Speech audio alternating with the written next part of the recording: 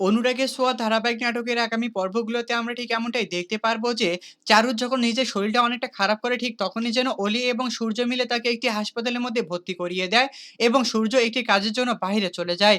ঠিক তখনই যেন অলি তার বাবাকে বারবার করে ফোন দিলে তার বাবা সেই ফোনটা রিসিভ না করে উল্টো কেটে দেয়।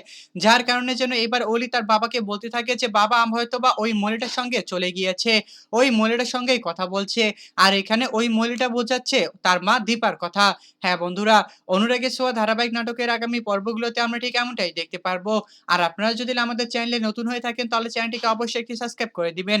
আমরা এপিসোডের শুরুতে দেখতে পারবো যে চারুর শরীর খারাপ করার জন্য যখন তাকে একটি হাসপাতালের মধ্যে ভর্তি করিয়ে অলি তারকে দেখাশোনা করতে থাকে ঠিক তখনই যেন ওখানে অলি তার বাবাকে বারবার করে ফোন দেওয়া সত্ত্বেও যেন তার বাবা কোনো সময় ফোনটা রিসিভ করেনি। কিন্তু আমরা অপরদিকে দেখতে পারি যে জয় যখন তার নিজের ভুলগুলো বুঝতে পেরে যায় ঠিক তখনই যেন সে দীপার কাছে বেশ অনেকটা ক্ষমা চেতে থাকে।